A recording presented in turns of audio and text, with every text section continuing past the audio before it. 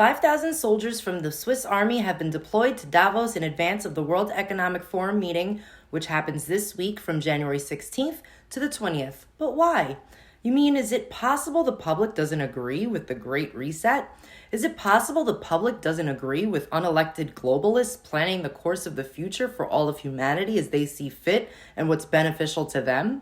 You're saying they had the world focused on an insurrection at the Capitol in 2020 to distract you from the real insurrection on the people of the world, which happens in Davos once a year? What's interesting about this is that in a world that seems so divided sometimes, I do believe this particular issue is one that almost every single person that isn't somehow involved in the WEF can agree is a major problem. Despite protesting being illegal in Davos, you'll find there have been protests in neighboring areas by groups who are anti-capitalism, anti-globalism, anti-socialism, anti-fascist, climate change activists. Even more interesting, the mayor of Davos, Philip Wilhelm, was anti-WEF and a known protester in his youth until he was asked to join the WEF and then became mayor of the town. See how that works? Everyone has a price. If you spend some time browsing weforum.org, which is the WEF website, you may be surprised to find that some of the so-called conspiracy theories are true about this group who calls themselves the International Organization for Public and Private Cooperation. Their claim on the homepage is that the forum engages the foremost political, business, cultural, and other leaders of society to shape global, regional, and industry agendas. As of today, their featured topics include artificial intelligence, climate change, cybersecurity, education, skills and learning, the metaverse, and workforce and employment. But the most notable initiative is that Schwab seeks a global fourth industrial revolution, which should include a digital identity for every inhabitant on Earth and even a fusion of man and technology through implantation of chips in the human body.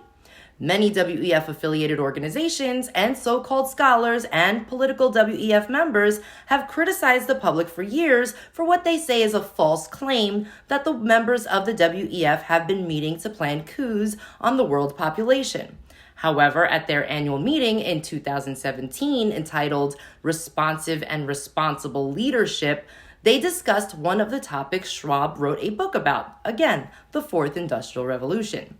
The aim of the meeting was to address the following 14 initiatives: shaping the future of consumption, shaping the future of digital economy and society, shaping the future of economic growth and social inclusion, shaping the future of education, gender, and work, shaping the future of energy, shaping the future of environment and natural resource security, shaping the future of financial and monetary systems, shaping the future of food security and agriculture, shaping the future of health and healthcare, shaping the future of information and entertainment, shaping the future of international trade and investment, shaping the future of long-term investing, infrastructure, and development, shaping the future of mobility, and shaping the future of production. In that meeting, they also released the following video entitled 8 Predictions for the World in 2030. Here it is.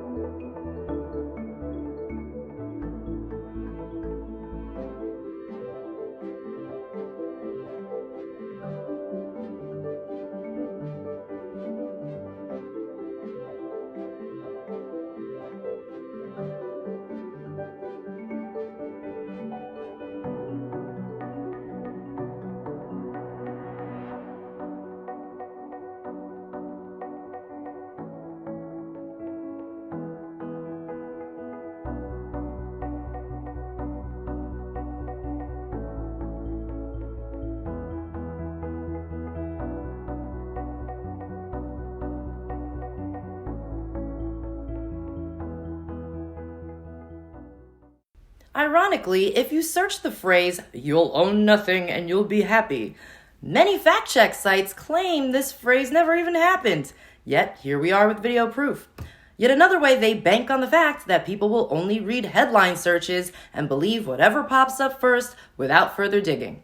Unfortunately, since 2017, we've learned that the reality of the future in this video includes a centralized digital currency led by their Digital Currency Governance Consortium, who has decided the dollar can no longer be the world currency, and our ability to participate in the world economy will be through implanted microchips. And those organs you saw them printing in the video, you can only obtain them if you prove that you have a low carbon footprint and CO2 emissions. Sad to think that the very people supporting WEF agendas may disqualify themselves on these kinds of luxuries in the future if ratings are fair. The Yard reported in July of 2022 that celebrities including Taylor Swift, Floyd Mayweather, and Jay-Z are racking up a carbon footprint hundreds of times more than the rest of us. Here's the top 10. Someone may want to warn them not to need an organ once the WEF chips them. The initial attendee list of those already confirmed for this upcoming meeting was leaked online, and I will share it with you here.